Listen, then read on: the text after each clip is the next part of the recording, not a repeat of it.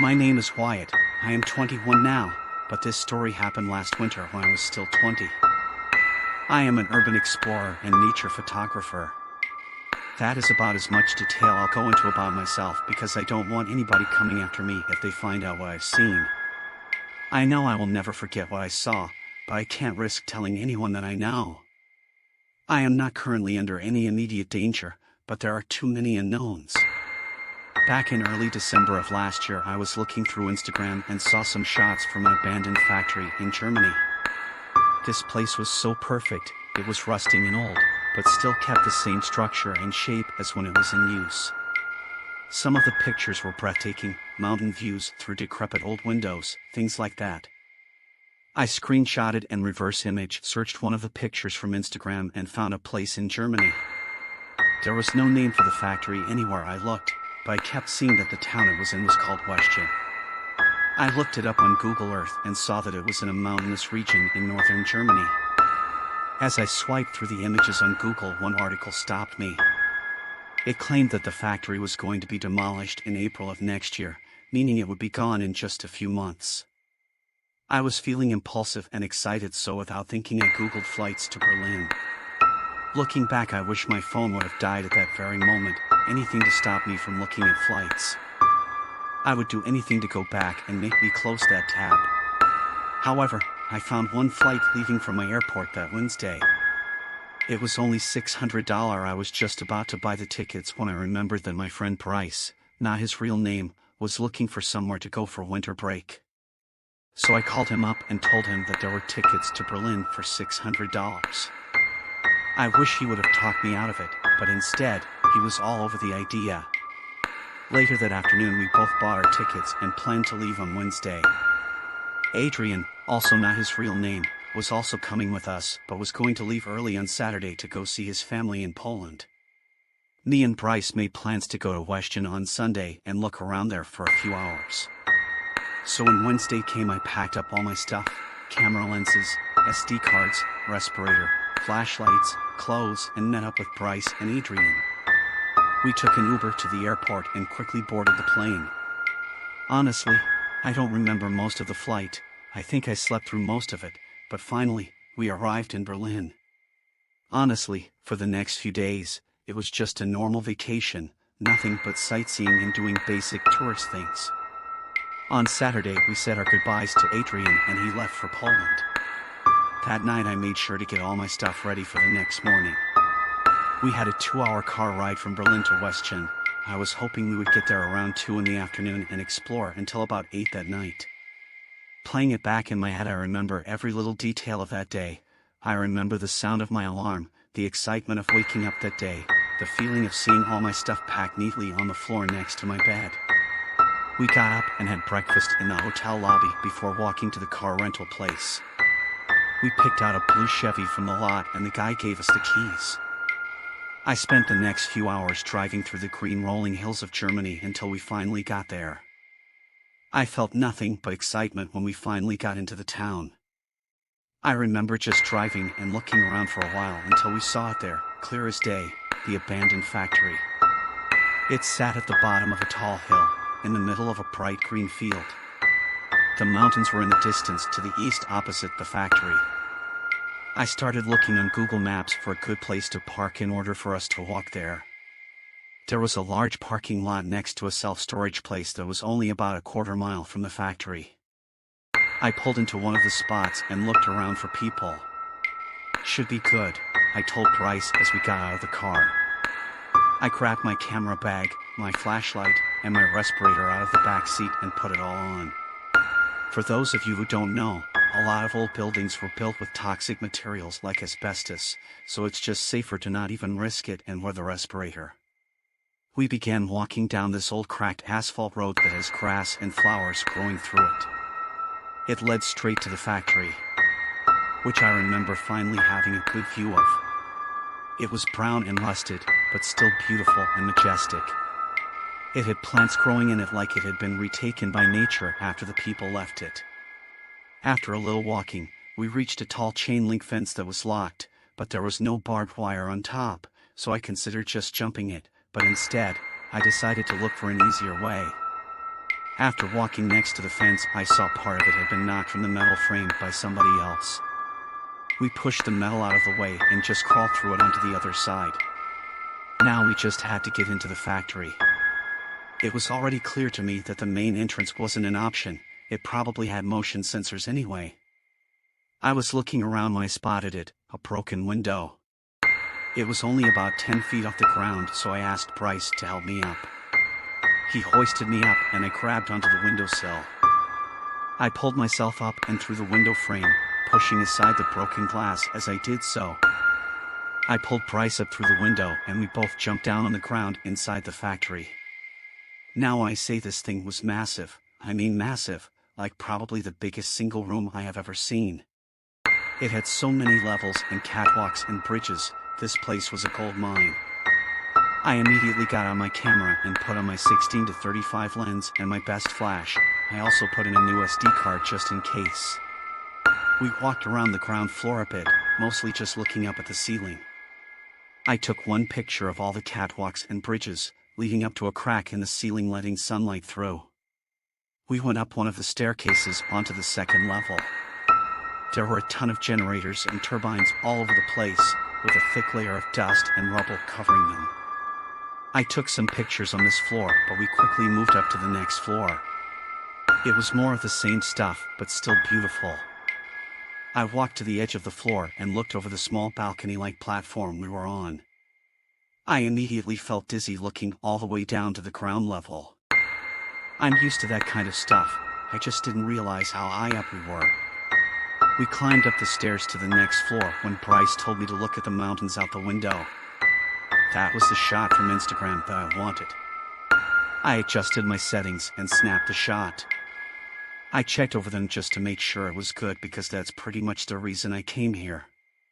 Even though I'm explaining this all very quickly, we did spend hours wandering around this place and looking at every little detail.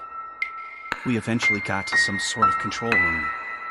It must have had hundreds of different switches and buttons, all labeled with German words that I couldn't read, or seemingly random numbers. It was made clear from a thick layer of dust that this stuff hadn't been used in decades probably. That being said, I know I shouldn't have done this, but I took a small silver key from the control room as a souvenir.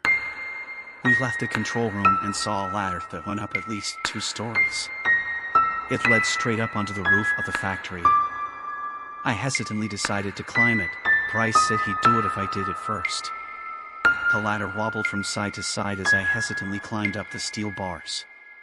Finally, I grabbed onto the roof and pulled myself up onto it. "You'll be fine if you go slow," I yelled down at him. Soon he joined me up on the roof and we looked out on the rest of the world. It was just endless rolling green hills leading to the snow-capped mountains. I turned around and looked behind us.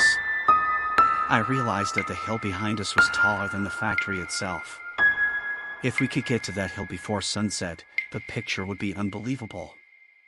I really wish I had just abandoned the idea, but instead, we rushed back down the ladder and all the staircases to the ground level. We quickly leapt out the window and crawled through the fence. We walked across the grassy green fields and slowly walked up the tall green hill. I won't lie, it was tiring walking all the way up the hill, racing the sunset. When we finally got there, it was totally worth it. The factory, the mountains, and the sunset all mashed together in this beautiful vista. I took out my tripod and lined up the composition. When I finally snapped the shot, I took 9 or 10 of the exact same picture, just to make sure I got it. It was incredible, but if I could, I would go back in time and leave that hill immediately, but unfortunately, Bryce looked behind us and pointed out another abandoned building to me. It was smaller, made of brick rather than steel. He was hesitant to go down there and check it out because it was getting late. I assured him we would be fine with the flashlights and we wouldn't be long. We walked back down the other side of the hill and over to the dilapidated brick building. By the time we got there, it was getting pretty dark already, but we had flashlights that worked fine. The only weird thing was that when we walked up to it, the gate was unlocked, like they weren't even trying to keep people out. I guess it was pretty hard to find, but still. We walked straight through the gate. I was scanning the area for motion sensors or alarms, but there was nothing. The same exact thing when we got to the front door. No lock, no bar, nothing. We moved open the metal door, but it was heavy, hard for either of us to even move. We entered the building and it was dark, super dark. I immediately had to turn on my flashlight to even be able to see. The building looked more of the same, catwalks, machines, and the overall same vibe. But there was a large, circular door directly in front of us. It looked more like the entrance to a bank vault than any normal door you would find. At this point, I was stunned that we hadn't seen a single alarm or motion sensor in this place. We were both immediately drawn to the vault door. I put my hand on it in awe. I had never seen anything like this in all the places I've explored. It was barely cracked open, not open all the way, but definitely not closed. I put my hand in between the door and the wall and tried to pry it open. It slowly moved open, showing us what was inside. There was a long circular tunnel that just led to another room. So far this was looking like one of the best finds for me ever. I took multiple pictures looking down that long hallway, the flash lighting up the area. We slowly walked down the hallway, flashlights in hand, as we advanced towards the room at the end. When we got to the end of the hallway, there was another vault door that was swung all the way open. We walked through the open door into the room. It was seemingly empty, except for a small hatch leading into the ground. It was closed, but the lock and chain on it were broken. Above it, there was an arrow pointing at the hatch that said, Project Nacht Wolfen. At the time I had no idea what it meant. I didn't even take a second to put it into Google Translate. Nowadays the words still send a chill down my spine. Project Night Wolf. A phrase that sounds like nothing, but if you had seen what I've seen, you wouldn't be able to hear those words without shuddering. I slowly opened the hatch, the hinges squeaking as I did so. I flipped it all the way over until it was on the other floor. I shined my flashlight down the hatch to reveal what looked like just a normal staircase. We began slowly descending down the stairs. As we got closer to the bottom, you could hear the drops of water hitting the floor and making a quiet sound. I was going first, ahead of Bryce, so I saw it first. A room that was all pitch black, with about 2 inches of water lining the whole floor, came into my sight. What horrified me were the piles of animal skeletons and bones lying in the water, small rodents that had been mutilated, and sheep that had been torn apart.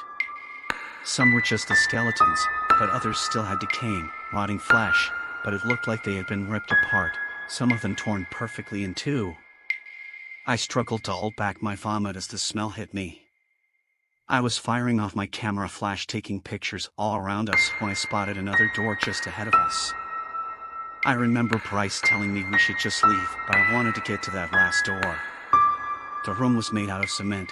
Stone pillars sat around the room, although some of them looked like they were about to collapse. We finally got to the door and I opened it. It looked like just another control room, like the ones in the factory.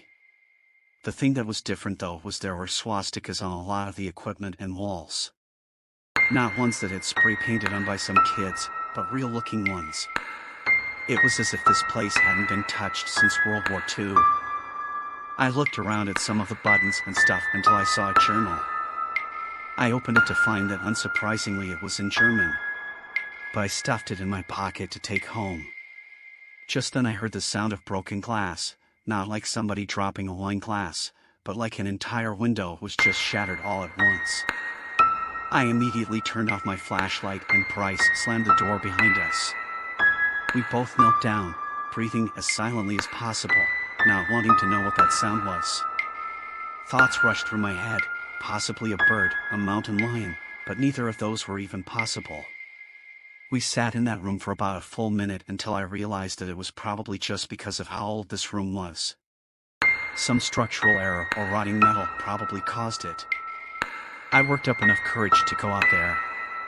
Bryce said that he would go if I opened the door first. I walked over to the door, still crouched on the ground, and I turned the handle. I slowly creaked the door open, and as if we were in a horror movie, my flashlight died. I was too committed at this point to go back, so I did the only thing I could think of. I grabbed my camera and started blindly firing off the flash. It could only do it about every 3 seconds, but I slowly creeped further and further out into the room. And that's when I saw it. It looked like a shadow crouched on the ground. but about 10 feet away from me was this oily black, skeleton-like creature. It slowly stood up, making cracking and crunching sounds as it did so. Its limbs snapped back and forth like they were breaking. When it finally got all the way up, I saw its mangled set of razor-sharp teeth, lining a huge gash in its face. It was at least 9 feet tall with its head almost hitting the ceiling. It was holding the body of a fox in its lanky, disguising arms. It ripped the fox in two as it let out a horrifying, ear-piercing screech. My flash stopped firing. I looked down at my camera to see the message SD card full. I quickly grabbed the one in my pocket and switched them out. But when I fired the flash again, the creature was gone, had I just imagined it. I felt paralyzed when suddenly it grabbed me by the neck. Its hand felt wet and sharp as it pulled me towards it. Price immediately ran for the door, and I don't blame him for it. I was panicked. No rational thoughts ran through my brain except one: survive. As I was brought closer to its face, I grabbed the pocket knife from my right pocket and plunged it deep into the neck of the creature. It dropped me and let out a horrifying scream. My camera smashed on the floor and I felt Bryce grab my arm to pull me up. We bolted for the door and slammed it behind us. We could still hear it screaming and screeching as we ran up the stairs. When we got up the stairs and above the hatch in the floor, I tied the chain around the lock, hoping to give us more time.